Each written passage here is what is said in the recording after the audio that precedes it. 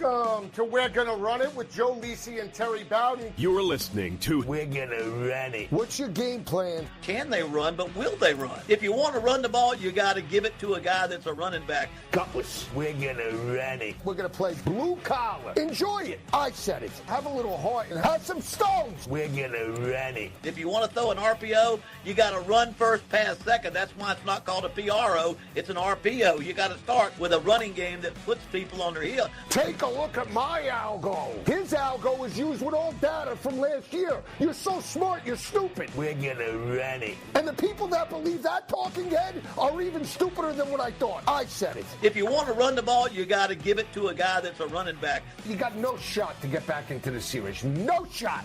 I said it. What's your game plan? We're gonna run it. Oh, yeah, baby. We are inching closer, Coach, to week number 5 of the college football season. Joe Lisi, Terry Bowden breaking it down. Coach, a lot of news and notes that we talked about, the Mateer situation for Oklahoma.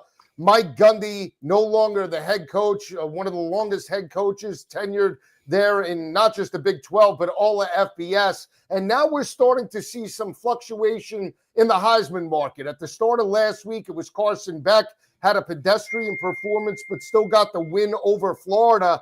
But Fernando Mendoza now is the leader on multiple books right now, plus 850 based off that performance against Illinois. Carson Beck right there at 11-1, followed by Dante Moore, Jeremiah Smith, Marcel Reed, and Gunnar Stockton. I'll say this. This weekend's outcomes will really dictate all of the championship odds, but this Heisman Trophy is up for grabs after week number 5 as well. Yeah, I mean, we didn't hear of Fernando Mendoza, when the season began. We'd never heard of him. But you got take a guy that's very talented, and I'm hearing now he could very well be the number 1 quarterback taken in the NFL draft. But you put him in a system that's going to give him a chance to throw the ball, score a lot of points, make the headlines like a Kurt Cignetti offense is, and all of a sudden they jump up. I just think we got about 2 or 3, 4 more weeks where it could change every week, depending on if a guy that's up there high, his team loses, or a team comes up and does something nobody expected, and the quarterback shines. All of a sudden, he's in the hunt. Just a little too early to know for sure, but it's interesting how quickly these guys move up and down based on their last performance. I mean, Mateer got hurt. I mean, we know that if you miss games, you can't win the Heisman. That's the fact of life, and he was like number 1 before he got injured. Yeah, he was. He was a 10-1 shot right on Monday night, and then after the news broke, he's 100-1. He's going to miss the game against Kent State. Most likely, we'll just say that he'll miss Texas, and that's a huge blow, not just to his Heisman hopes, but to Oklahoma's chances to win an SEC championship. When you look at Fernando Mendoza, I mean, what does he do? He just puts up numbers, and that's why right now he's the front runner at plus 850, 14 touchdowns, no interceptions. He completes 91% of his passes in the blowout win, 63-10 over Illinois. He comes from California, played very well. He's a big kid, big body. He could be utilized as well in the RPO game. But when you look at the games and the body of work right now, yes, he's there at plus 850. Carson Beck still has some big games, including the arch rival against Florida State. But players like Garrett Nussmeier, players like Gunnar Stockton, players like Ty Simpson, Damon Williams, and even Julian Sayin now have an opportunity to really close the gap based off their week 5 performances. Yeah, it really is. And now it's just a matter of does a quarterback with enough talent be on a team that wins, on a team that has a chance to get to the conference championship. And that's kind of the luck of the draw. You got to put that together. If you're not on a contender, you better have unbelievable numbers, and those numbers better keep on going. But if you're on a great team, and Georgia's shown this in the past, and Alabama's shown in the past, if you're a very good quarterback, but you're on a team that's winning all the time, you're going to push yourself up into the higher rankings for the Heisman Trophy. And so, like I said, it's going to change a little bit more, but always focus on, we know to focus the quarterback position and a team that's got a chance to play for the conference or championship. Those two things are important. And then obviously the numbers are very important as well. Now, there's a lot of numbers as it relates to the series. I have some good breakdowns with Notre Dame against SEC competition. LSU and Ole Miss have intriguing numbers as it relates to the spread. Same thing with Alabama and Georgia. We know about the dominance for Alabama. They've won 9 of the last 10 games. The last 4 games that they have won by an average margin of victory, Coach, of 11 points per game. But I broke it down, dating back to 2020 and just the series as a whole. Alabama hasn't been a favorite in the series since 2020. That was the year that they won it. It was the year after COVID, or right on COVID. That was the Mac Jones era with Devontae Smith. That's a long time. Even though they won these games outright, including last year, the books have placed Alabama as the underdog against Kirby Smart and Georgia. Well, to me, there's two Alabama statistics, those that occurred under Nick Saban and those that occurred under Kalen DeBoer. Now, he won against Georgia last time, but you look at all those wins and all those games where Nick Saban was the head coach, I think Alabama and Nick are a different situation than just Alabama. And so, again, they won last year. They haven't lost, I think, for 10 straight years at Sanford Stadium in Athens, Georgia. But I do think this is a situation where after it going into Kalen DeBoer's second year at Alabama, we're going to see a little bit more of that statistic and see if it holds up. And that's why I'm kind of leaning towards Georgia.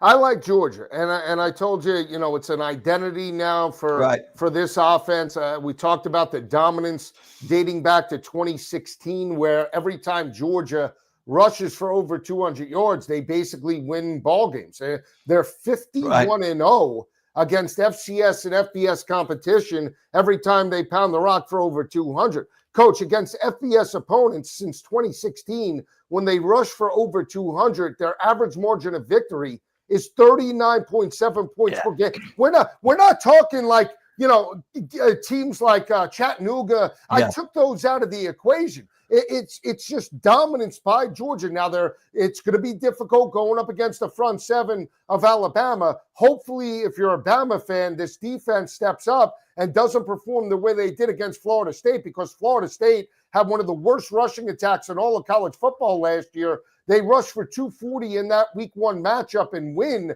They need a better effort, Alabama's front seven, if they're going to pull this game out. Yeah, they will. And again, and with Georgia, remember, it's kind of like that old saying, if you're going to run the football, you got to give it to a running back. I'm talking about power football. I'm talking about linemen knocking people off the ball when they know it's coming. Now, when you got a true running quarterback like FSU, you got to build that into the equation. But if you get a quarterback that's not a real scrambler, whether it be a Beck or a Gunnar Stockton, their rushing yardage is a different type. Again, it gets added in. I like the fact with Georgia this year, their average, 209 yards a game, over 200. That's the kind of numbers they've got to have. And against Alabama, I think I always had the 175. If I've got a great team, if I can still get back up over 175, I'm doing what I need to do to stay in that football game. Absolutely. And I think that's the weakness right now of Alabama. They're giving up 138 rushing yards per game, only 108 in the back end. They're holding opposing offenses. And this is another statistic, in my opinion, that Georgia has to exploit if you're going to lay the 2.5 with the Bulldogs. 45% third down conversions allowed by that Alabama defense. Georgia, on the other hand, only holding opposing offenses, and that includes Tennessee, 27% on third downs. They're holding opposing offenses to only 82 rushing yards heading into this matchup. The home field that you mentioned, I think, favors, in my opinion, the Georgia Bulldogs, and that's what we're going to see, that chess match between Kirby and Kalen DeBoer. And the other factor that we talked about the other night is Jalen Milroe is no longer the starting quarterback. It is Ty Simpson. He's a better, want to say, pocket passer than Jalen Milroe. That's fine, but he's certainly not the same athlete, and that's what abused the Georgia defense in last year's win. Yeah, because it was the speed. It wasn't that Ty Simpson can run north and south, and he's a tough runner, a physical runner. But Milroe, he beat Georgia to the outside. He outran people last year in so many games. That's a different type of quarterback skill. It's not what Alabama has right now. a smart runner or a smart runner is different than a great gifted runner. And I think at the very best Alabama can hope for is they've got a smart runner, and he's not going to have the kind of effect on Georgia that a Milroe had last year, able to just outrun them to the sideline and down the sideline. Yeah, absolutely. And again, I think this could be a make it or break it game for Gunnar Stockton. Yeah. He's a 14-1 shot right now to win the Heisman Trophy. He gets a huge performance against Alabama and they win. That's where he can close the gap on Fernando Mendoza. And Georgia's going to be favored in most of their games down the way, right? Georgia, when you just look at the schedule, yes, they play some difficult spots, but for the most part, you knock off Alabama and you do it in dominating fashion. You have a pretty easy road, I want to say, from the spread perspective, and just to get to the college football playoff if they get this win. You know, but Georgia over the years, and there are teams like this, and to be the best quarterback for them, it's a manager. It's a guy that runs the offense, that has great poise, not necessarily going to put up the numbers. And I don't think when you're at Georgia, you see the quarterback as being, he's got to win the Heisman for them to be good enough to play for the national championship. No, he's got to make sure he makes the good reads. He gets the ball to the right players. He doesn't take sacks. He does all the things that manages the offense. We go all the way back to Bennett when they won a couple of national championships. Right. He didn't win the Heisman Trophy, but he managed the offense. And in a Kirby Smart team, that's the most important thing a quarterback can do. Absolutely. Again, another big game that we're going to talk about is the battle LSU and Ole Miss. You know, when we talk about home field advantage, really matters in this series. Last 5 games have been won by the home team. I broke down some stats. LSU in relation, coach, to just covering against the spread, right? They won last year. Right. They were a dog at home, which was amazing when you just think about where they were. They were 4-point underdogs in that victory over Jackson Dart. Mm-hmm. They haven't been a favorite and covered in the series, coach, right? They haven't covered since 2017. Now, the year that they won in Oxford was 2019 with Joe Burrow. They laid 21.5. They won by 21. So we're talking a very long time. They opened as a 1.5-point favorite in this game. They're now 1.5-point dogs. I think you're going to see the best of Garen Nussmeier. I think you're going to see the best of LSU. I think they break the string this weekend. This is one of my better picks. I'm rolling with the Tigers. Trinidad Chambliss has been fantastic, but I'm still not sold on this Ole Miss defense, even though they shut down Tulane last week. I believe the Tigers can exploit them. Yeah, we're agreement on this one, too. I really feel like Nussmeier, this will be his game. And, you know, I don't get quite as much as what happened over the last 5 years as most people who wager a lot. I'm more of a head coach who doesn't go back much farther than the starting quarterback sometimes, or a new coach or a new coordinator. I see changes that I look to. But I just like this LSU team has done what they've done to be 4-0. Now, they kind of exploded against Southeast Louisiana last week, but that doesn't count. There's a bunch of teams that do that, but at least it gave them a feel of what they can do and score. I think they scored, 56 points against Southeast Louisiana. But I think that Nussmeier will have the kind of game. He has to play well. I mean, they're going to play defense. They're going to play very good defense, and they're going to cause problems for Ole Miss. Ole Miss hasn't seen a defense like this defense they're going to see. And those young quarterbacks, there's some mistakes in there yet. They're young. This is a huge game. I personally think, deep down, I think Lane Kiffin wants the Austin Simmons to be banged up a little bit, because I think he wants to go with the backup quarterback. That's why he said, they asked him who was going to start. He says, at 100%, Simmons is my man. Well, I'll say to that, what if it's 99.9%? Yeah. He'll go the backup. And I just feel like that's what he wants to. And I think that still gives you a guy that's never been in a game like this. I mean, Ole Miss at home is one thing, but Ole Miss at home against LSU, that's a magnitude. That's a huge game. The emotions, a young quarterback. I see this is the time that home field advantage switches over to LSU. It does. And you talk about Trinidad Chambliss. He's a long shot now for the Heisman, only has 2 games under his belt. Yeah. But from the other aspect, if you believe Ole Miss is going to win the game and Chambliss is going to break out with a huge performance, you jump on him before this game plays out for a Heisman Trophy ticket. I don't believe in that. He's done fantastic. He accounted for 400 yards, 4 total touchdowns last week, 112 yards on the ground. He's lighting up opposing secondaries. But again, this is a different animal. This is a more physical group in LSU. And I think just from a receiver perspective, they are going to start to throw the kitchen sink at Ole Miss's secondary. Ole Miss's secondary's played lights out, giving up only $166 through the air. But we talk about the front seven, 190 allowed per game. I understand that LSU only averaging $116, but I think that's where you get some success. Run the football early, hit them over the top with play action, and keep an eye out for the tight ends. We don't know about Trey Green just yet, but Bauer Sharp has stepped up, 19 receptions on the year. That was the security blanket last year with Mason Taylor to pull that game out. Nussmeier loves the tight ends. That could be another factor in this ballgame. Yeah, that's again why they remind me. This team reminds me of a Georgia type team.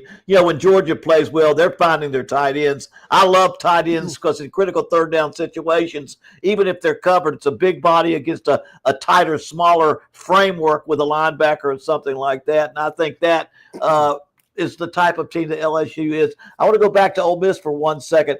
They've got to be careful what might happen if they go with Chambliss this game, and then they lose the game. However he played, and they start flipping back and forth with their quarterbacks. That could be a problem. This season and success that they're having, they've got to make sure, and Lane Kiffin has to make sure, and it's hard to do, that he manages these two quarterbacks good, because you go out there and he loses, all of a sudden you go back to the other quarterback and he throws a couple interceptions and you come back to this quarterback. What is a great situation right now could become a problem down the road as people in the locker room start talking about which quarterback they like.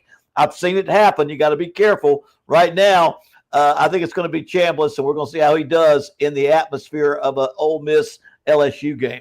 Well, I don't know if you saw this, but I think the Ole Miss – now, I want to get your take on this. Yeah. The Ole Miss social team for the football team, right? Yeah. We know, right? They came out and they said starting quarterback, and they have a picture of Chambliss, pointed to his number. Right. So Lane has been doing, hits all week on major media outlets, and they asked him – I think it was on McAfee – they asked him, so Chambliss is going to start, right?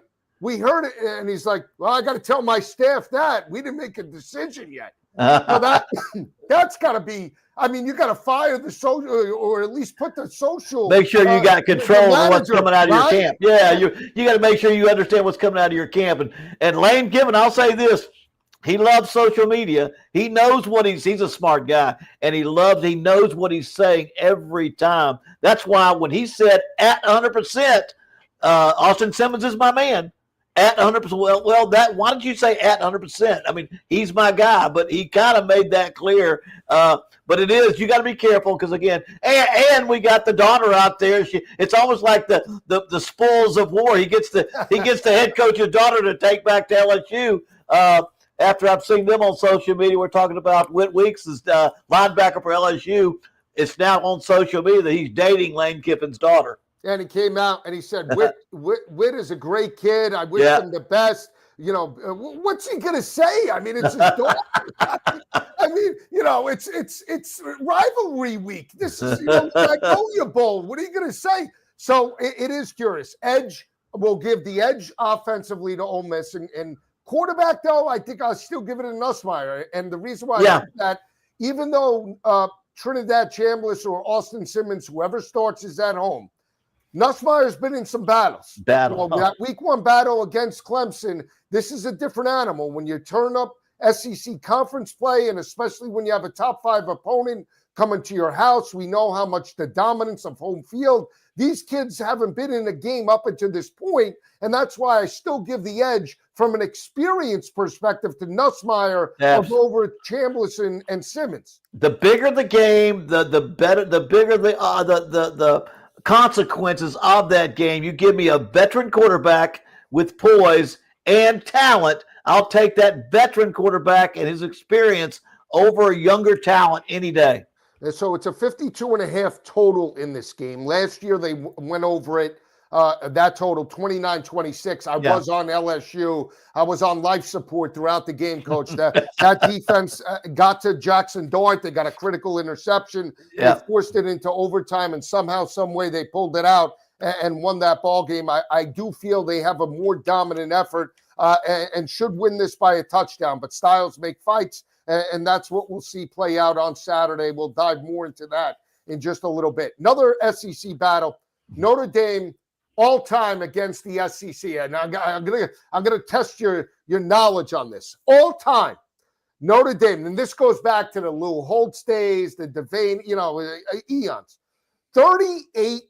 38-18 straight up against SEC opponents. Now they've never played Arkansas. Okay? No, never. So Bama, they own a 5-3 overall record, and that dates back to the days of Bear Bryant. Yeah. 1-0 against Florida, 3-0 against the Bulldogs of Georgia, 1-1 against Ole Miss. They've never played Miss State. They've never played Arkansas or Auburn. 2-2 against Missouri, 4-1 against South Carolina. What are the two teams, and 3-0 against Vandy? What are the two teams that Notre Dame has struggled with in the history of their existence against SEC opponents? Can you guess? The two teams? God dang, take it. There's two that have smacked them around a little bit. All right. Florida? No. Not Florida. No. One is Tennessee. Oh, yeah. They're just 500, dating back to the days, with Andy Kelly in 1990 and 1989. They're 4-4 against UT. And then 7-5 overall against LSU. Remember when your friend Jerry DiNardo was there in the Independence Bowl with Kevin Falk? They played a couple of times. They smacked them around a couple of times too. So Notre Dame typically owns the SEC, but not against those two teams. No, I mean, every time you talk about Notre Dame, of course, I'm a little bit of a history nut on college football, and Notre Dame's history goes back so far. I'm not sure all the SEC goes back. Alabama does, and Georgia, and some of these others do, but Notre Dame goes back pretty dang far with Newt Rockne and Leahy and Parsegian and all the great ones they've had. I couldn't have looked back that far, but but again, in the SEC. We didn't play. We all didn't play Notre Dame that often during my career. They were added as a non-conference or a bowl game, or you didn't play them. And so it's not one of those things. And that's the fact they haven't played Arkansas. But this is a big one now. It's a big one for Notre Dame. We've already said they're probably not going to make the playoffs, but having their program not drop too far in a rebuilding type of year, they need to have a big game now. And Arkansas too. I'm afraid Arkansas, because of the way they lost. Not that they aren't a good team; they have been a good team. They've lost those two games by fumbles in the last series or so, and how demoralizing that is, because there's a lot of soul searching goes on. A lot of demoralized. It's hard to get teams back up when they play their heart out. They probably play good enough to win. Then they lose 2 games in a row, and with their schedule coming up. It isn't just Notre Dame. It's all the ones after that. I wonder if they can get up and play their best football against Notre Dame this week. I'm curious as well, because I told you this the other night. If Taylor Green was on any other team, if he was on Ohio State, Georgia, right, he would be one of the most electric quarterbacks. He's one of the most electric quarterbacks now. Yeah. They're averaging 324 passing yards per game. He's thrown 12 touchdowns, 4 interceptions. He's rushed for 360 yards. He's completed 64% of his passes. Right. It's just the fumbles have killed this team. Right. He put up 35 points against Ole Miss, 31 against Memphis. Memphis right now is the group of 5 team that potentially could crack the college football playoff. They're no joke and had one of the most dominant home winning streaks for the last 3 years. So the Tigers are no joke at home. To put up that type of statistics, it's got to kill you, right? But that's the matchup, isn't it? Going up against the secondary? Well, that's why turnovers were such a critical factor in games play like that. Yeah, you got Notre Dame. Their problem. They've given up 98 points in 3 games. They've given up 98 points in 3 games, and their biggest problem is their defense needs to show up. if they could get into another scoring match, just like they did unexpectedly last week, because we thought they were going to have a team built with strong defense, running football game. Now they've gotten the running game back involved with a couple of really good running backs that are doing a great job with them. But they're giving up too many points. What they've done in the 3 games they've played, like I say, 98 points in 3 games. And Arkansas, if you want to, I think I've got my money on Notre Dame right now in this game. But I think that the worst that can happen, Arkansas gets rolling, and they can put some points on the board too. Yeah, Arkansas is averaging right now 351 total yards per game, 224 on the ground, 324 through the air. And we know about this defense right now. Another cause of concern is just Arkansas's offensive line. In terms of sacks allowed, only 3 sacks on the year because of the immobility of Taylor Green. You've got short yardage. Yeah, you're not sitting back there in long yardage situations. And that's been a weakness of this Notre Dame front 7 because Notre Dame couldn't get to Carson Beck, and he was a prototypical drop back. Right, exactly. They only have 4 sacks on the year. So if they're all of a sudden in 3rd and short, 3rd and 5 type of situations, Taylor Green could pick that up on his own, and that's going to be an area where if Taylor Green is converting on 3rd downs, this could be a long day for Notre Dame. And then again, quarterback advantage. You got to give it to Taylor Green over C.J. Carr. C.J. Carr's played great, and he had a great game week 1 under his belt. But the more veteran quarterback is Taylor Green in this matchup. And the dangerous quarterback. I mean, C.J. Carr, I think he's convinced me that as they build their football team, in the type of quarterback that Notre Dame uses, he'll be fine. He'll be fine down the road. But right now, he's not experienced enough for the big game over and over again. Again, this game's on the road again, having to play on the road like at Miami, and it's a lot different. And so, although I do think Notre Dame, I put so much of my thoughts, having coached, about how demoralizing that is to lose, because people are already talking about it. Sam Pittman going to be back, and then they've got there and said, "Okay, we're looking pretty good. We got a good," because they have played very well. Right. And oh gosh, we're going to be able to pull this thing out and get to a bowl game, have a winning season. And then and you see the schedule that they have. I mean, Notre Dame's not even close to what else they got on their schedule. And if you had those 2 wins that they lost on those fumbles, if you give them wins there, they're undefeated right now. And their morale goes up so high. But right now, you've got the 2 losses. The fans that they listen to on the radio are starting to talk about, well, maybe we need to make that change again. And then as the season goes along, it's going to get harder opponent, and harder opponent each and every week. It will. And again, I think the way that you neutralize Taylor Green will be the rushing attack. Now, Arkansas got ripped by the run. The rushing attack of Memphis down in the 4th quarter. Is this team starting to wear down? Because that defense was a sieve last year. When Taylor Green could score points, there were times that the Arkansas defense stepped up. One game in particular was Texas. That was one of their better defensive efforts. They covered but didn't win. If you can get that, they're going to be in this game. But at 4.5 points, you're basically saying they got to win the game outright, right? Yeah.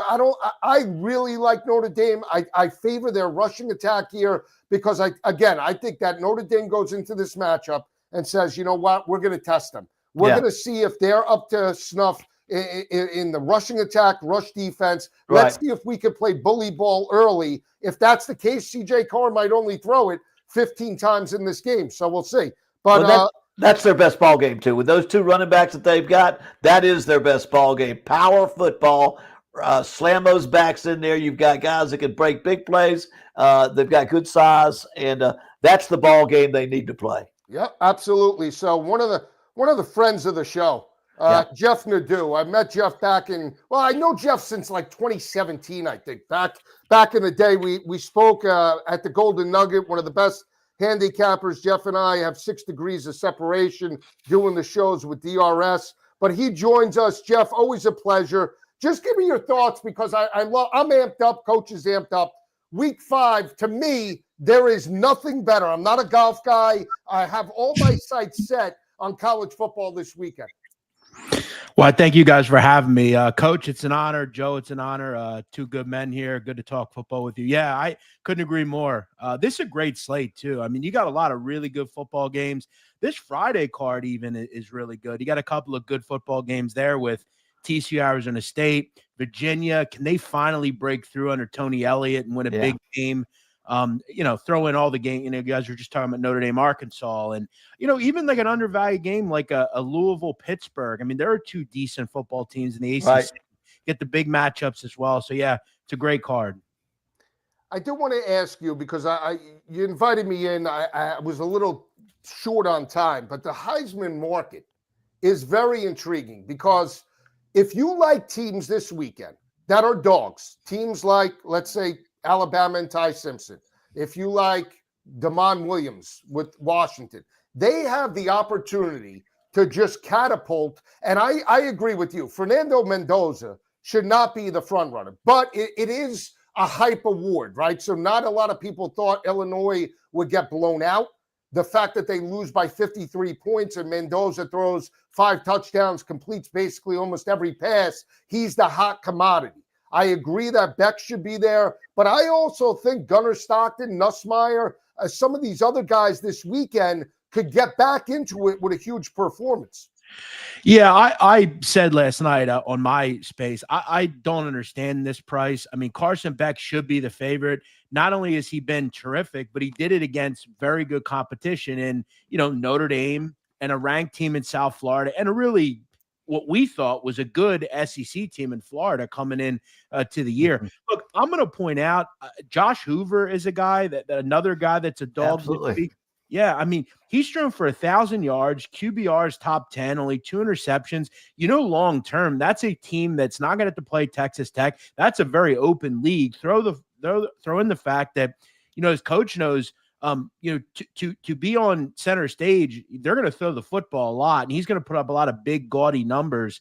I like him as well, kind of as a deeper guy. But yeah, Mendoza, look, I can understand. Look, he did have a good game, and it's a weekly popularity contest. But I would have to imagine one bad game, he's out. He shouldn't be the favorite to begin with. Yeah, I just think there's a formula. There is a formula for the Heisman. I voted for years when I was at ABC in New York. I voted for years, and I can remember when Peyton Manning was the front runner the whole year. And was it Charles Woodson? Who was it that who Woodson? I remember he had this fantastic game, and John Saunders, who has a huge voice at that time, God rest his soul, he decided that was the guy he wanted to pump. And I swear, we pumped him, and I said it just went downhill for Peyton Manning the rest of the way. But I do think we know since 2020, 20 of the 25 Heisman winners have been quarterbacks. You got 3 running backs. That's going to be. That's so you can almost grab that. Then you go, how many? Then you better be on a championship caliber team. You don't have to win the national championship because the award's given after the season. So, right. But you got to be in that championship game unless you've got gaudy numbers. If you've got gaudy, and I think if Mendoza can go in a Kirk Cignetti offense and maintain some gaudy numbers, I guarantee it, Kirk is going to score till his last breath on that football field. He's going to. I've known him. His dad was my head coach in college at West Virginia. I've known Kirk since he was 5 years old. He coaches with a chip on his shoulder. They'll try to put points on the board to the game. I mean, they're not going to take a knee at the 1 yard line. Let's just say. And there's no running back or receiver that's going to, at least to me now, that's not going to happen. And look, and he's 100% right. I want offenses that are going to leave no doubt. They're going to be ruthless. I'll give you another name. It's a shame he didn't start from the beginning of the season. This kid at Ole Miss, Chambliss. Yeah, they're going to put up gaudy numbers there, and he is going to knock off LSU this week. So they better get prepared down there. Jeff. Well, Jeff, and here's the thing. I told Coach, if you like Chambliss, to your point, you bet them now, and you bet Ole Miss. They're laying 1.5. I'm on the other side. That's all right. We've been there, done that. If I'm wrong, I'm wrong. But if you like Chambliss, get them now.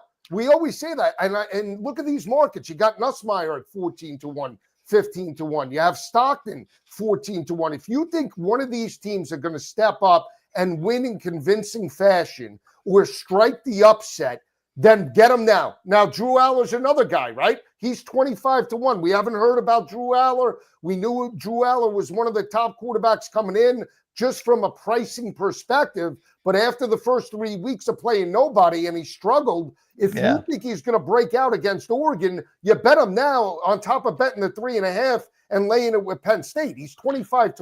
Well, yeah, because now the Big Ten starts. Right. And these numbers are going to plummet. All you need is one big game. I mean, look at the difference in Mateer. Mateer goes out and he plummets to what? 100 to 1. He's 100-1 in some spots. Yeah. Right. It's crazy.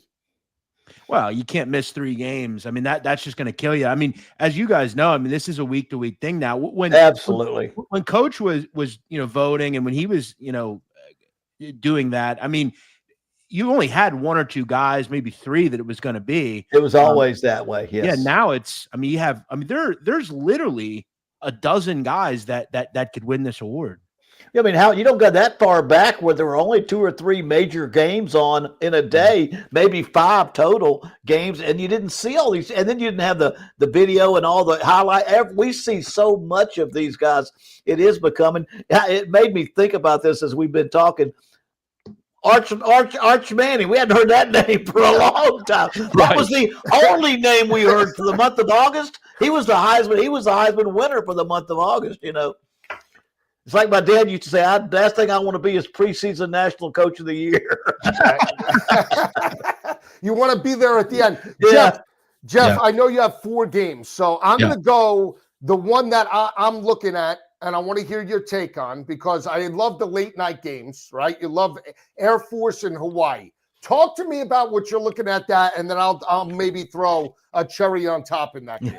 Yeah, so I one of the teams that I had marked down for this year to be bullish on was Air Force, due to the fact that late in the season, I think it was over the last 6 games, they played very well for Troy Calhoun. That's a tough job, because every 4 years you kind of have to restart and you lose all your guys because they're all going to stay and then they all have to leave. And, they've had that over the last year or two, but you look at so far this year, they start this kid, Josh Johnson, at quarterback, I think just as kind of a nice thing to do. That's kind of what they do there. They brought in this kid, Liam Zarka, who I got to tell you, he's a totally different type of quarterback than you see at Air Force. He can throw the football. He dropped it down last week on Boise State. Now, look, the defense has to improve for Calhoun. Right. They're not at their normal level, but they're back at home here. I like this spot against a Hawaii team that's only been on the road once, and it was a 40-6 blowout loss to the Arizona Wildcats. I look at this Hawaii team, last in America in sacks allowed. They're just not allowing their quarterback any sort of time. If you thought Auburn was bad, this group's allowed almost 20 sacks this season already. Yeah. This is a pretty good defensive line for Air Force. I think they finally get going here behind this new quarterback, put some points on the board. I think they win by double digits. I like Air Force in this game. Let me say this. I like them too. They've scored over 30 points every game. Even in their losses, they scored 30. Yeah. And Hawaii, they've been 23 or less in every game but one. And they've not played anybody, really. No. It really is hard to even see what kind of team they are right now. But that's kind of why I don't know. I haven't followed them as much, but I played against Army a couple times in the last 3 years as a head coach ULM, and I've played against these service academies a lot, and they can score points usually, and if they can stay on the field, you're not going to score. And that's a very difficult prep. Kind of middle of the season, couple games in. Absolutely. They haven't played since 2019, Jeff. So that was the last time they played. They play almost like every 3 to 4 years. The last time they played, Hawaii got the win 27-13. I really like the over in this game. 53.5. I think we can get into the 60s. I know Hawaii typically has been trending to the under lately, but in this spot against this type of offense with Air Force, I think we could blow through this total. I really do. That's the one thing I like in the game. Personally, I would probably take the points. I agree with you. I'm not taking a side. Personally, the 6.5 I would take, but I love the 53.5 over, Jeff. Yeah, I will say, I think the only problem I have with that just would be pace. But I mean, these offenses can move the ball. Again, my worry with Hawaii is just their ability to protect the quarterback. Throw in the fact that they just really haven't been on the road this year, and one of the road performances was a pretty brutal, bad, ugly loss. So yeah, I'm just kind of focusing on Air Force, just trying to get back into the swing of things. I laid 5.5 here. I got a little bit better number than it is now, but yeah, I'm expecting Air Force to bounce back. Only have to win by a touchdown. Yeah, the only thing that scares me on numbers, and I haven't watched Air Force as much as I have an Army team or a Navy. Their drive, they can go 15, they can go 10, 12 minutes on a drive. You don't get the ball back. When I played against Army, even when I was at Auburn, we played Auburn, you may not see the ball for 7 or 8 minutes. So one side may score, but that other side just hoping you can score quick because you're not going to get the ball back very often. Well, one thing that I do like in this matchup, at least for Air Force, is they are a good they score touchdowns when they get to the red zone, Coach, yeah. which is helpful. But yeah, look, that's always a worry. Obviously, whether it's a botched snap or a field goal or a 4th down problem, that they can come up short. But hopefully, just with the way they're able to push the ball. And look, this kid threw the ball 18 times, Air Force's quarterback last game, which is very out of character for them. So I think the offense looks a little different. Yeah, definitely. All right, talk to me about the battle in Stark Vegas. I keep telling Coach, I have memories. I know they played back in 2012. 1994 was the first time Peyton Manning started in Starkville. They're catching 7.5. They're 4-0 for the first time since the Mike Leach days. Talk to me about this one. Could they actually strike the upset here? Again, this is a game I'm not betting, but if I was, I'd be taking the points. Well, I think they could strike it. I'm not really worried about who wins here. I don't know if you could set these Tennessee totals high enough. I mean, I mentioned last week on another show I do that against UAB, I had the total at 75. It went and flew over, of course. Mm-hmm. Tennessee is a great over team. They have the 3rd fastest pace in America. They're running a play essentially every 20 or so seconds. All they do is throw the ball. They have multiple weapons. Joey Aguilar, I mean, he is – look, I don't know that he'll win the Heisman, but he has played really well. I'm really surprised at how good he's been coming over from Appalachian State. I think it was a junior college kid. Throw in the fact that they throw the ball a lot. Mississippi State throw the ball too, and the pace that they play at isn't far behind Tennessee. I look at what Blake Shapen's been able to do. They've been putting up some big numbers, and really outside of that Arizona State game, which the tempo just wasn't there, they put up 34 or more in each game. I think you get a good pace in this game. I think it's back and forth. I think one team probably touches 40 here. I think it's your typical, what we know now to be a pretty up-tempo, pretty wild SEC. I just don't think you can set these totals high enough. I'll go over in the Tennessee game. I go with you right there on the over. I go for a couple of reasons. Jeff Lebby was the offensive coordinator, quarterback coach for Josh Heupel at UCF. There's a reason he runs just as fast almost. He's doing about the same thing. I watched him yesterday, highlights of his teams. He splits those receivers out to the edge too and widens that field out, runs fast, and can score points. The problem is they've taken sacks this year. I think Tennessee has 6th in the nation in sacks. They've got 15 sacks.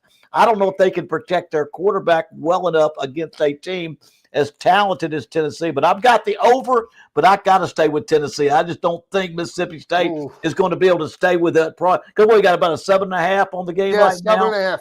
I just don't. I think Tennessee will pull. I think it'll be a great game. And I'll say this: you better know how to go without being able to hear the snap count. Those cowbells will be, because I coach there a lot. Those cowbells are so loud, you can't clap. You can't hear a clap. You've got to use a signal with a finger, or you've got to go on a silent snap. And you could have a lot of procedures, which puts you into a long yardage situation at Tennessee if you're not ready for those cowbells. Interesting. I will say this, Jeff. If Tennessee makes the college football playoff this year, they're better built with Aguilar at the helm than they were Nico. Oh. He gives them such a much better shot to win games. They're more explosive. Their offense is open. Aguilar, I know you take the good, the bad, and the ugly sometimes. He's sometimes turnover prone. Really didn't show that as much in the Georgia game. But if they get to the playoff, they could have a much better run than they did last year. Nico was terrible last year in the passing attack. Horrible. Yeah, I like the kid a lot. He's just a player. I mean, he'll take hits, he'll run the football. I'll also point out in the Mississippi State game where they did play a competent opponent, Arizona State, they had like 680 yards in that game combined, and just kind of screwed around in the red zone. There were some turnovers. I feel like that game should be much more high scoring. So I feel like it's a little bit of a mirage. I think Mississippi State can match it, but I agree with Coach. If you can't protect your quarterback, it could fall apart quick to Tennessee just because they are so good on the defensive line. But Aguilar's tough. I think they'll put a 40 spot up on the board at 63 and a half, and that's a pretty match. I could see it 41-24, 42-27, something like that. I mean, 7.5 with a spread 7.5. It still could be a 50-43 game or 50-42 game, and still be points all over the place. And Tennessee has that ball. But I'm gonna tell you, and Aguilar, I coached. He was at Appy State when I coached against him while he was there. He beat us on a last-second throw himself in that game.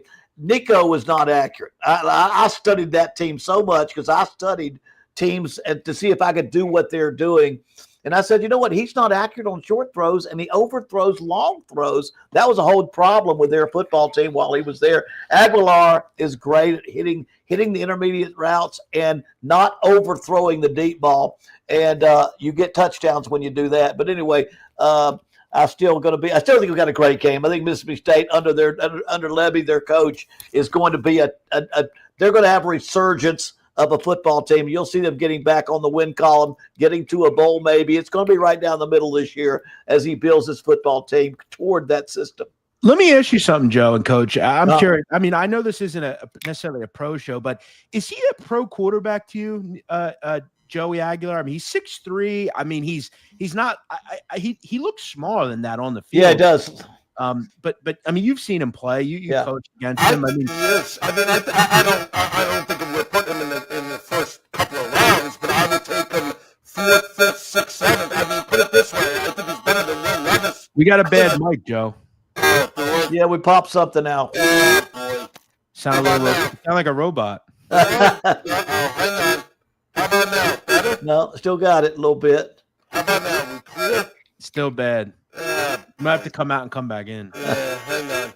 We carried it for a second. Now, let me say this, and I'll talk to Jeff for a little bit too.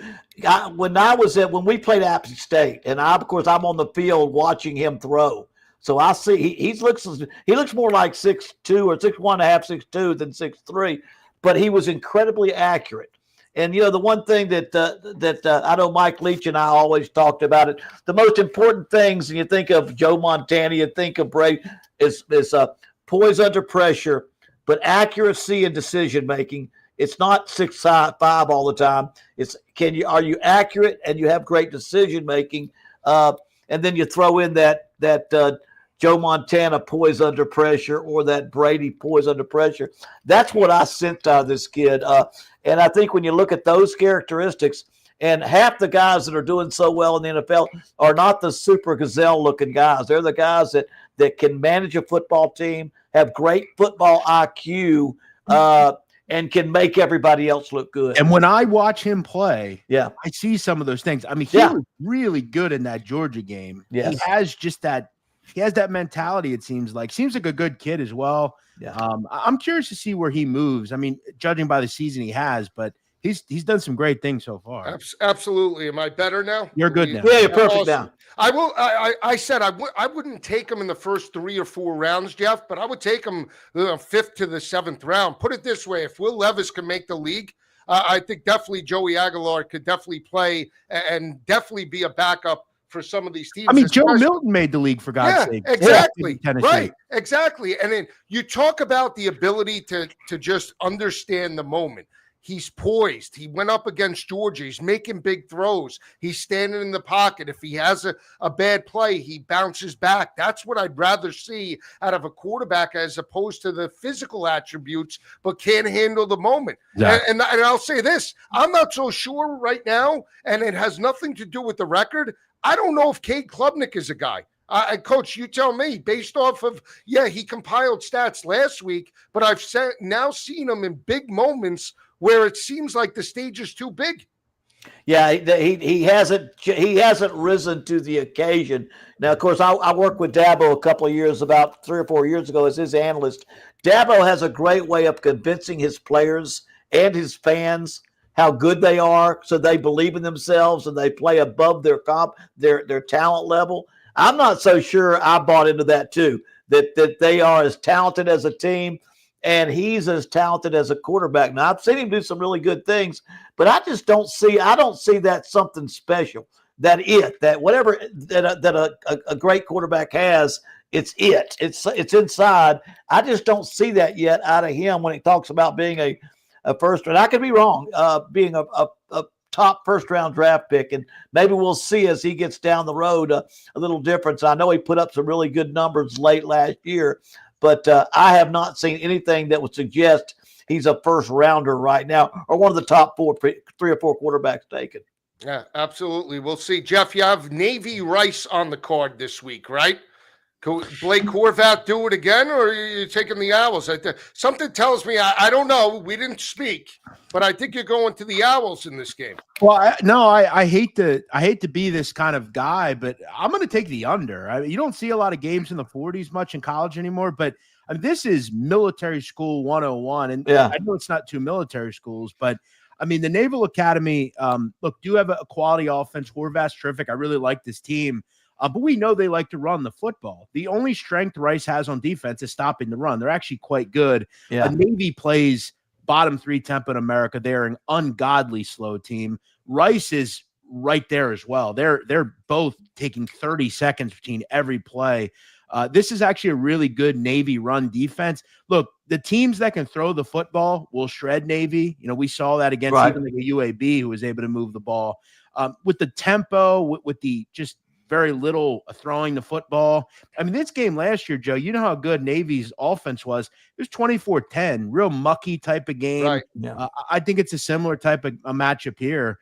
I don't see a lot of points here. This number's come down a little bit. I think it's probably like a 23-13 type of game, 24-10.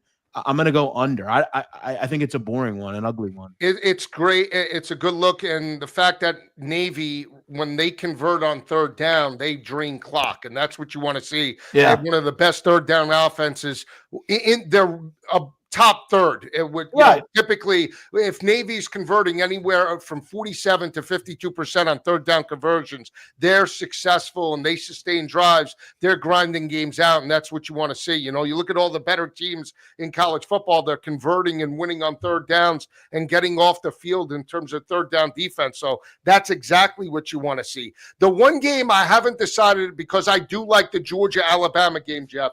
And it's not because I haven't backed this team in the past, but James Franklin in a big spot. We know it, 4-20 against top 10 opponents. He gets boat raced by Oregon and Dan Lanning last year. Drew Aller, every time I'm on him, he never steps up. Can he step up? This spot seems like a perfect spot because he's got the edge over Dante Moore. The only thing I'm not sold on is the weapons around them. They're going to need the rushing attack. Are you backing a side or are you backing a total here?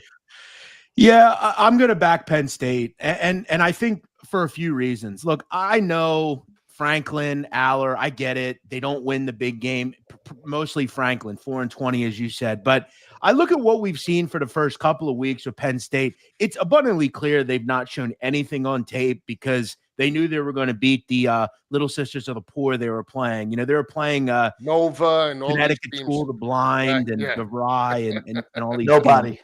Yeah. And I look at Aller. We do kind of forget. Outside of a really bad decision against, what was it, Notre Dame, he actually played quite well last year. And I look at this year, Colton Nickey, with him at the helm as an offensive coordinator, he looked like a totally different quarterback last year with more weapons this year. I think obviously that's helpful. They have one of the best groups as far as running backs in the country. We know they have a good defense. And look, I'm not a big fan of giving a team 3 points because of their home field advantage, but we can actually say that is a dominant home field advantage to have. And when you look at Dante Moore, look, I know he was at UCLA. I know he's played in games, but this is a really tough place to go in your first kind of big time road game under the lights, 110,000 people. That is a deafening environment. And I look at Oregon. I respect what they've done, but then again, what have they really done either? I mean, they played a nothing burger of a schedule. Nobody. And Let me throw in a couple of things too. First of all, Jim Knowles, who was the defensive coordinator at Ohio State, he coached against Oregon a couple of times last year, and then beat them 49-21, somewhere around 41-21 in the Rose Bowl. Oregon. So he's got a good feel for what they do. But I think we've got to look at this. We talked about that cupcake schedule. Well, they've known all offseason they didn't even have to do anything against those three teams. They can do opposite of what they normally do. I guarantee it, the entire offseason, they've been getting ready for Oregon. They knew they had a Nevada, FIU, and Villanova, and they could go out there and play their third team probably and have no problem winning their game. I have no doubt in my mind that they have been thinking about Oregon and what they're going to do against Oregon. And that's a big explanation of why they hadn't done much on offense either. I think they probably have not shown anything. But I think the head coach kind of alluded to that in a couple of press conferences that, we save some things at times and we don't. I know they do because I have. If I had a 1AA team to open the season with and a big one number 2, I'm going to be sure I don't show my stuff in number 1. And I'll just add this, Jeff. In recent years, as you know, living in PA, Franklin plays bully ball typically with all of these out-of-conference games. He's 45-4 straight up in these games and has covered about 85% of them, and he knows the spread as well as anybody. Ask the games against West Virginia where he's trying to tack one in over the past couple of years in Beaver Stadium. He knows. The fact that he hasn't played bully ball with Villanova and some of these other teams, you know that he's ready. So if you're ever going to get Penn State's best shot, Jeff, to your point, it'll probably come Saturday night. And it's a game I'm not going to bet, though. I will bet props, but that's not one of the ones I'm diving into. And there's this little thing that Coach knows all about called revenge. Yeah. And they remember that game last year. A game in which they actually outgained Oregon by about 50 yards. They had 518 yards. They were terrific on the ground. They were great through the air. They had 7 yards of play. Yep. But weirdly enough, unlike a Penn State team, they couldn't get any stops. They were just lost defensively. I think Coach makes just a great point about you just kind of spent your whole offseason kind of having this game circled in a way. I think they get off the Schneider and finally win a big game under Franklin. Seems like it never happens, but I think they're going to do it here. I don't think it's going to be easy. I think it's a 27-21. I thought 52 and a half is a little high here with just kind of the stakes of the game. There's really no tempo in this one. 2 good defenses, 2 quarterbacks they think are going to kind of work through the game. It's going to be a little slow early. Right. I don't think we see a 45-37 game like we saw last year, but I like Penn State. I'll lay the points. I think they win like 27-21. Yeah, it should be a great game. I agree with you 100% with Aller having the advantage over Dante Moore. Dante Moore, a deer in the headlights, didn't perform well against UCLA. And now we see where Oklahoma State was and firing Gundy. That defense has been absolutely atrocious since Jim Knowles left. Back about 4 or 5 years ago. So again, if they don't step up, though, Jeff, he could be like Mike McDaniel, James Franklin. They'll run him out of Beaver Stadium, Happy Valley. As a guy who grew up watching Penn State, Joe Paterno is arguably the greatest coach in the history of the game. I don't really understand why they've accepted the mediocrity that they have. I mean, Franklin has never been was that way. Yeah, if we're being honest, he's been mediocre. And the whole reason that you play football is to go win a national title. And, they just haven't been good enough to do that. So, yeah, I think at some point you've got to look at it. This is his best team he's had. They were the preseason number 1. There's really no excuse. So if you don't do it this year, when will you do it? And I promise you, he thinks about it. I'm a football. He sees that legacy, and he sees what people in the past have done. And it eats at him. So, again, if they're going to get it, they need to get it because the further it goes, the more it becomes a problem that you can't win the big one. And we've seen that happen to, was it Makovic at Ohio State? Yeah. At Ohio State couldn't beat Michigan or couldn't win the big one. Ryan, what do you mean? Ryan Day? No, this is way back. What did Makovic? Mac could win John 10 or 11. John Cooper. That's who I was trying to think of. Texas. Yeah, Mac it was John Cooper. Right. He won 10 every year. Right. But I will say this: sometimes it happens late. I've said this to Joe, Jeff, that my dad was 63 and he won his first national championship because from that point on he couldn't win the big one. And Tom Osborne, his best friend, he was 65 before he won his first one. But they got 5 in the 90s. But it came later in life. But believe me, nowadays, it's what have you done for me lately? The contracts are too big. The payouts are too big. They don't wait quite as long as those two guys coached. Absolutely. Absolutely. Jeff, we'd love to have you on again.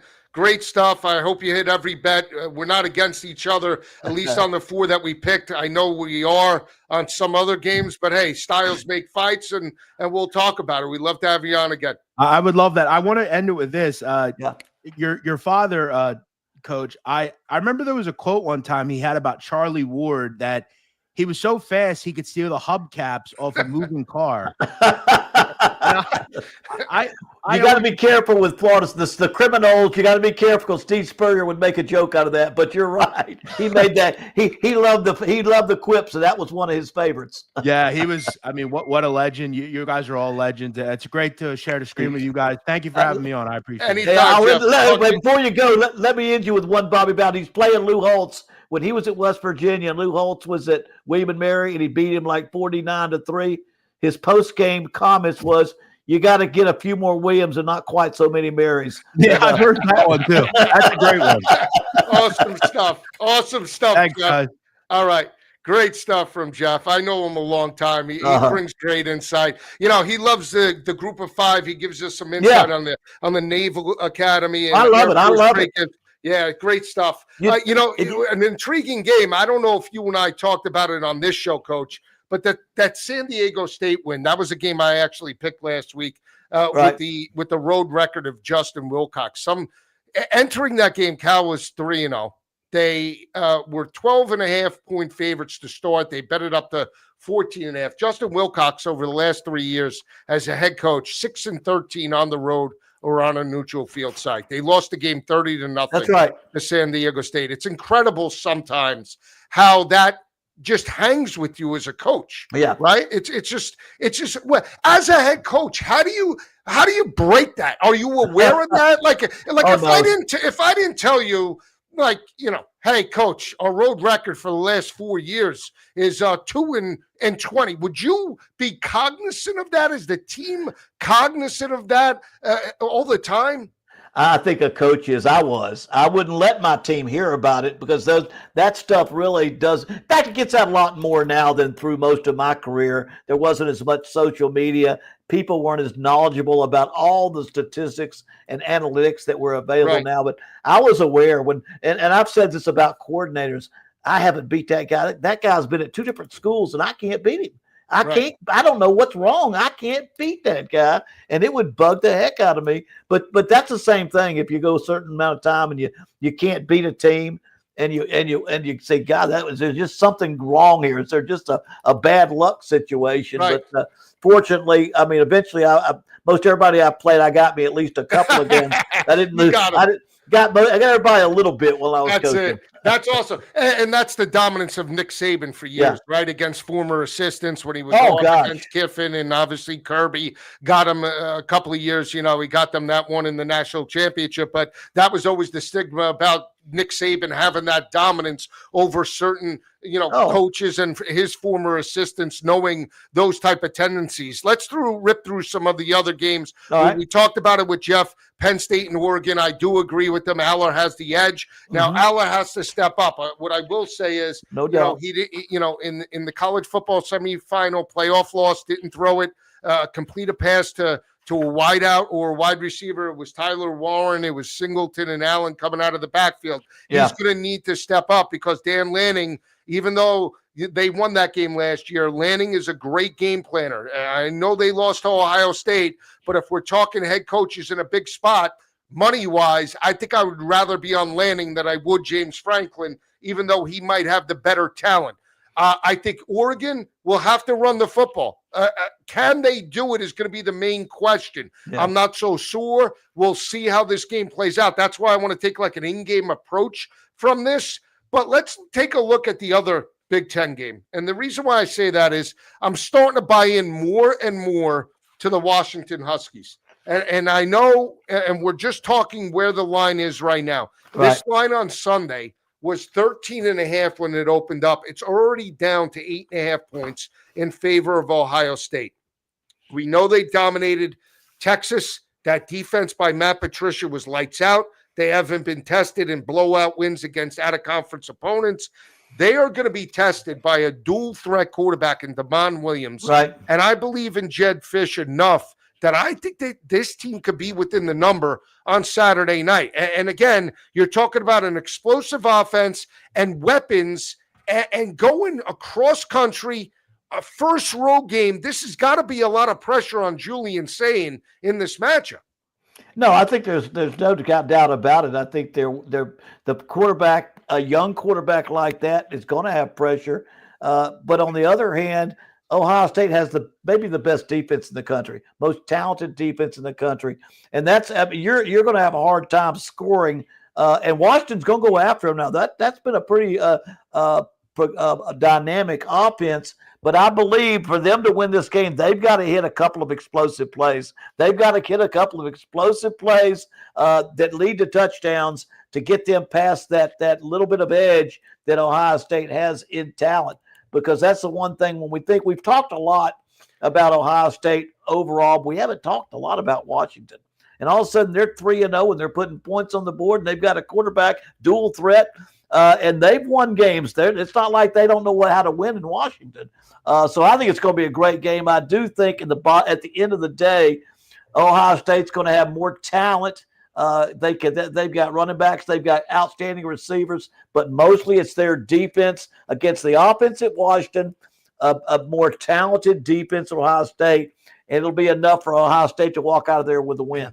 Yeah, so I told you, again, Damon Williams, 50-1 shot to win the Heisman. Right. Okay, he gets this win. It's an easier road for him. Washington, when you look at the schedule, lines up for them. They play Michigan, but they beat Michigan last year. So, again, when we look at this game, the importance, he's going to be able to put up numbers. Now, the one thing I do like about Washington, we talk about being able to sustain drives. Number one third down offense in the country at converting 75%, Coach. That's almost 8 of every 10 third downs. They're moving the chains. That's what you want to see, right? And then third down defense, 34% allowed. They're only giving up 62 yards on the ground. Yeah. And we talk about Damon Williams, 6.8 yards per rush, Coach. 2 rushing touchdowns. He's got 778 yards passing, 6 touchdowns, no interceptions. They have playmakers. Coleman, the running back. I mean, they are loaded.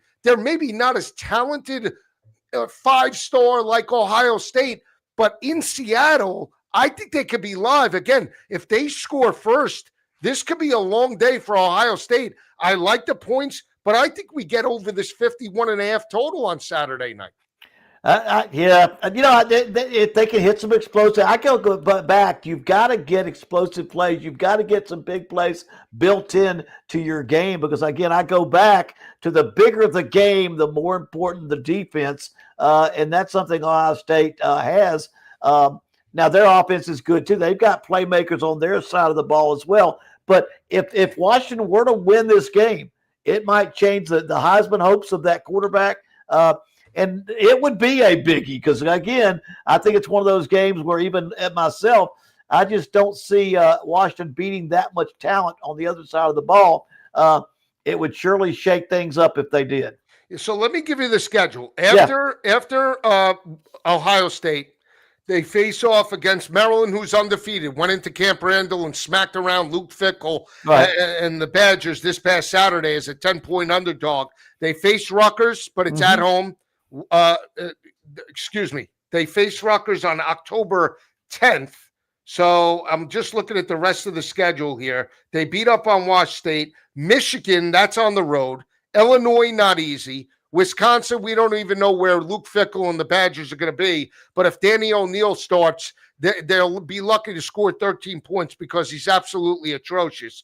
Purdue, UCLA, and then the big one, the rivalry game that goes unnoticed as one of the baddest, hated rivalries, Oregon and Washington on November 29th after Thanksgiving. Not really a gauntlet. It's hard, but you don't see Penn State on there. I don't see, outside the Oregon game, but at least you're at home for that. No, it's a very winnable schedule right there. That's exactly right. Or at least going into that final game, running the table till you get there, you could very well see that happening. If they were to win this game, and then even if they were to drop a Michigan and going into that last game, they're still in the hunt. But they've got a much better schedule than when you look at the SEC schools and what they've got down the road in their conference. Boy, I tell you, it's a whole different animal. They're plus 410 to make the playoff. Yeah. So let's say they get the victory over Ohio State, but then drop a game to Illinois. They still have a bullet in their pocket, right? Yeah, absolutely. So they could be like Tennessee last year. They have room for error as long as they get this win against Ohio State. Yeah. Number one team in the country, 8.5-point underdog. You win the game. If you don't win a Big Ten championship, you still have a shot at an at-large. Joe, who have they played so far? I didn't go back and look. You don't have in front of you, do you? I do, yeah. So they played. They played Wash State. They won 59-24. Well, that's a bad team. UC Davis, they blew them out. That's a bad team. 70-10. That's a bad team. Colorado State, 38-21. Colorado State's not a great team. We gave them a good battle there, but they won it decisively. I just, like I say, this early in the year, we're trying to try to look at the future without having enough history for this season yet. Just when we see this game, all this discussion, let's come back to it at the end of this game. It'll better, and if they beat Ohio State, it's going to be we're going to. So you're writing them off. I know what you're doing. Well, I know. I'm saying I think Ohio State's going to win the game, but that doesn't write them off. If they play a great game and it's a tight ball game, it's like Texas. You just lost to the number one team in the country, and that's the only loss you've got. So I'm not willing to write that off yet. I'm just saying I'm going to wait and see, because if they were to knock off Ohio State, it's a whole different ball game to what they see themselves doing down the road. I'm going to go out on a limb, and this sounds a little crazy, but I think right now, from what I've seen, I said this from the start, the best team in the country to me is still Georgia. And I know that they gave up 41 to Tennessee and they were on life support. But Gunnar Stockton and that offense are balanced, and they get this victory over Alabama. I think they'll jump number one, especially if Ohio State loses on Saturday night. But bigger question, if Alabama drops this game, and let's say it's ugly, let's say 10 points or more, are they officially done, even though they'll only have one conference loss? Would you say that they're in bad shape after this game? Well, bad shape and done are two different things. I think they're in bad shape. But if they've only got one loss in the conference, and they were to run the table after that, they could possibly get Georgia again in the championship game. I just think we've said all along that if you've got two losses in the conference, you can make the college football playoffs. Now, I don't see, if they lose this game and having lost Florida State, I see some more losses down the road, to be honest with you. But I'm just saying, just to sit there and say it's impossible, because we're kind of looking at Notre Dame, and they don't have any top 25 teams on their schedule, that you might say, you know what, Notre Dame, no matter what you do, you're not going to get in because you got two losses. I think that's different than Alabama right now, except that if they lose again and it's, the crazy thing is, if you lose, Georgia's got a better football team. I mean, it's not like you're getting upset when you play Georgia in Athens at Sanford Stadium. And if you lose the game, that's probably the way it was probably supposed to be this year. Right. But, let's just say Alabama's 9-3 this year, and they don't win the SEC. So they lose the out-of-conference game to Florida State, and they lose this game to Georgia, and we'll give them another loss down the road. Let's just say, right? They'll be 9-3. If it's a 9-3 Florida State team or a 9-3 Alabama team, with that, knowing that they lost the head-to-head, How do you think the committee will vote? Because I think it's 99.9% they'll give it to the Crimson Tide over the Seminoles. And the Seminoles will get screwed again. And I'm not suggesting they'd be deserving off the body of work because we don't know yet. But knowing what happened 2 years ago, they give the Alabama the benefit of the doubt all the time. Yeah, and you, I mean, you're right. I was laughing because I'm agreeing with you. And I said, "Oh, would that piss them off down in Tallahassee?" And when they ought to be after some of the things they've been through. It's just it's too early in the season for me to see. I mean, the Alabama making that kind of move offensively to be that good, even to be where they're going to be. And I'll be honest with you, Florida State's got a long schedule to go, and right now.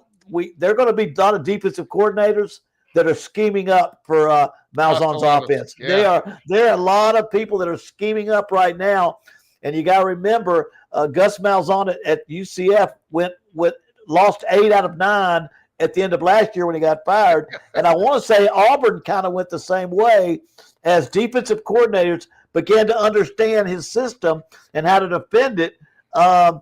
It isn't quite so easy to win as it is right now. So it'll be interesting if they can go on to go there.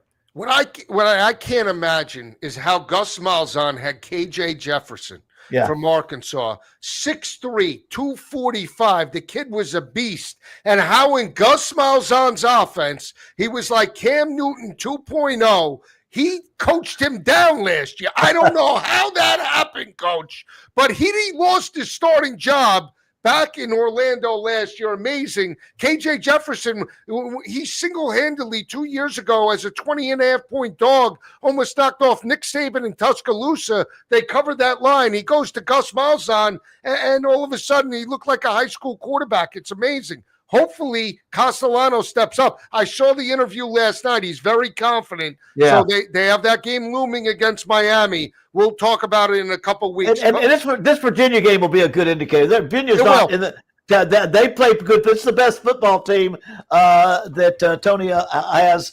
as the head coach at Virginia. Yeah, Chandler Morris. Yes, it'll be an interesting football game. It will. And, Tony Elliott, Chandler Morris comes in. They lose Calandria to UNLV. He lost some talent, and he stepped up. I was very critical of Tony Elliott when he got there, but all of a sudden now they're starting to win games, and hopefully they can at least get back to a bowl. And at the end of the day, you go 7-5, 8-4 in Virginia this year. That's a great effort. Coach and I are going to be back tomorrow with our picks for week number 5. We have some special guests, Mark Lawrence. Also, former LSU running back, BCS Bowl MVP, Sugar Bowl MVP, Justin Vincent will join us talking a little LSU and Ole Miss. We'll see you tomorrow. For Coach Bowden, I'm Joe Lisi. Have a great day, everyone.